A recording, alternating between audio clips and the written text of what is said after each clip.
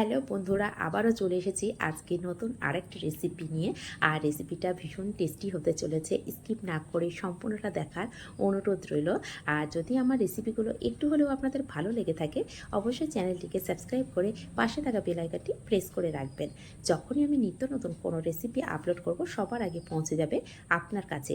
আর এটা এতটাই টেস্ট হতে চলেছে, স্কিপ না করে দেখলে একদম সহজে নো ফেল রেসিপি হতে চলেছে। একদমই ফেল হবে না, এত টেস্টি একটা রেসিপি কিন্তু আপনারা সহজে বানিয়ে নিতে পারবেন।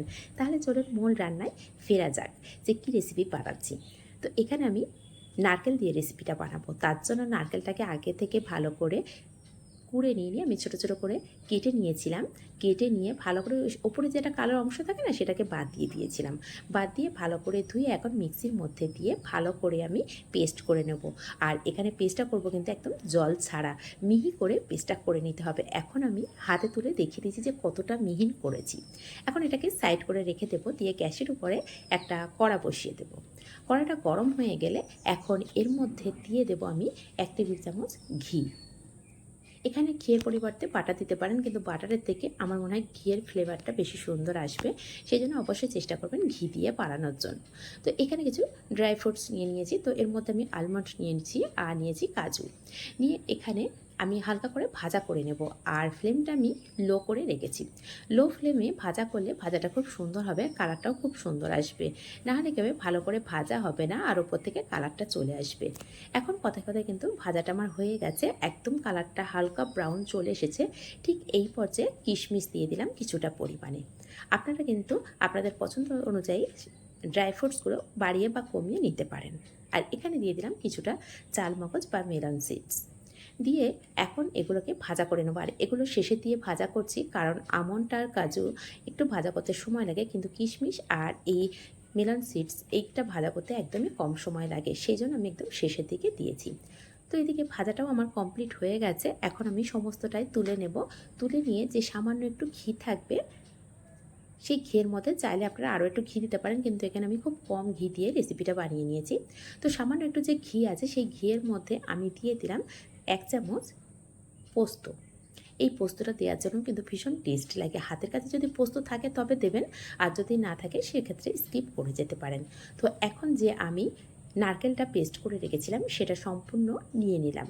নিয়ে এখন কড়ার মধ্যে ঢেলে দেব। দিয়ে ভালো করে নাড়াচাড়া করে করে একদম শুকনো করে নেব, কারণ এর মধ্যে অনেকটাই রসালো ভাব থাকে। সেই জন্য একদম ঝরঝরে করে ভাজা করে নেব।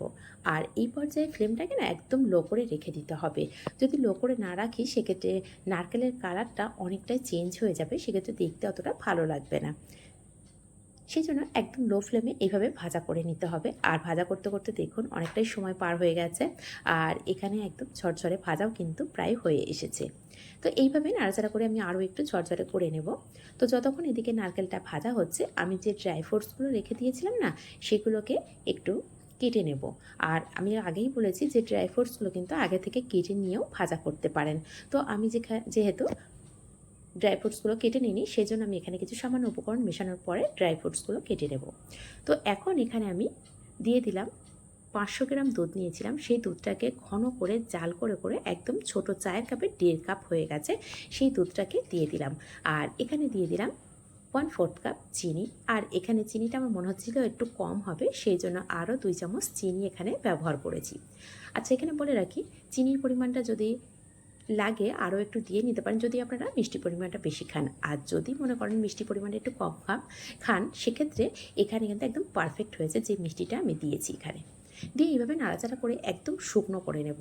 আর কোন পর্যায়ে দুধটা ঢেলেছি সেটা কিন্তু খেয়াল করলে বুঝতে পারবেন।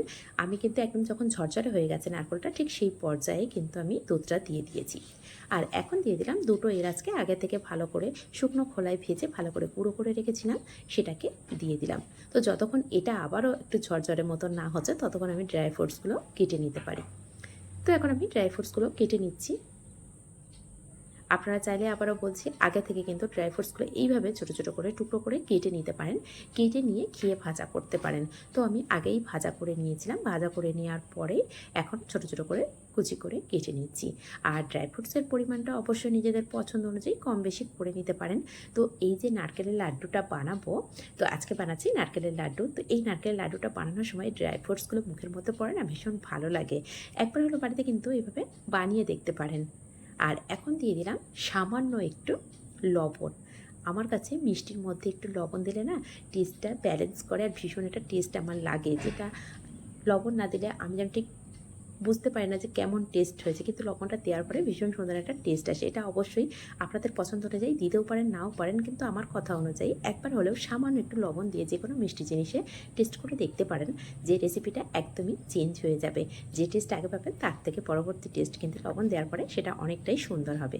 তো এইভাবে আমি নাড়াচাড়া করতে করতে কিন্তু একদমই শুকনো করে নিয়েছি। আর ভালো করে আমি সাইড করে নারকেলটাকে দেখিয়ে দিচ্ছি যে এর মধ্যে কিন্তু কোনো রসালো ভাব নেই। এখন গ্যাসের ফ্লেমটাকে আমি অফ করে দেব।